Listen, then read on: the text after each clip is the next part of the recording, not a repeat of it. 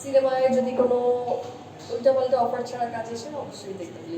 এটা সবসময় তো বলে এসেছি, গিভ অ্যান্ড টেক।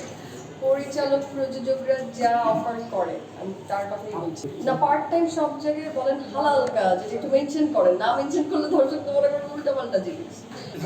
আমার এসেছি, আমার একটা ডিজাইনার আছে যে আমার ছোট বোন, ডিজাইন করে ড্রেস যাবতীয় যা কিছু আছে ডিজাইন করে।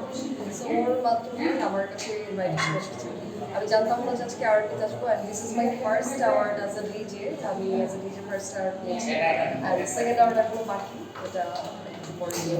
সো ইচ্ছা ছিল যে অ্যাজ এ ডিজে অ্যাওয়ার্ড নিব, this is the first time আমি ফার্স্ট অ্যাওয়ার্ড পেয়েছি। ইনশাল্লাহ ফিউচার যেহেতু বলছেন জীবনের প্রথম অ্যাওয়ার্ড, কাজের স্বীকৃতি হিসেবে যখন অ্যাওয়ার্ড পাবেন এটা কেন?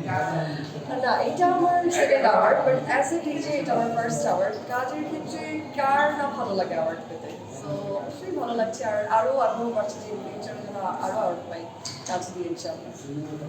বর্তমানে কি নিয়ে ব্যস্ত আছেন?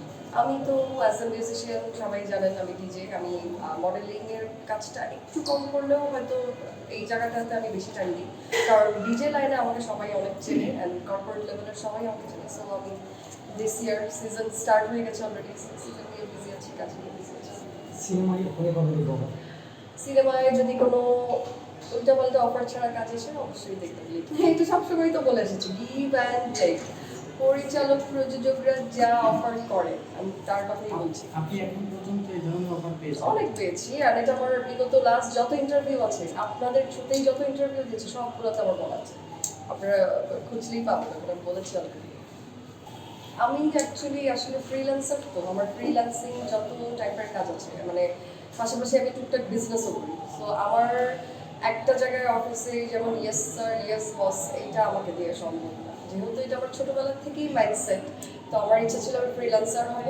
আমি কখনো জানতাম না যে আমি ডিজে হব। লাস্ট 3 বছর এটাও আমি রান করে যাচ্ছি। এর আগে আমি অ্যাক্ট্রেস ছিলাম বা মডেলিংটা বেশি টাইম দিতাম। এখন এই সেক্টরটা একটু কমে গিয়েছে, বিকজ আমার নন স্টপ আমার শোজ চলতে থাকে অল সিজন।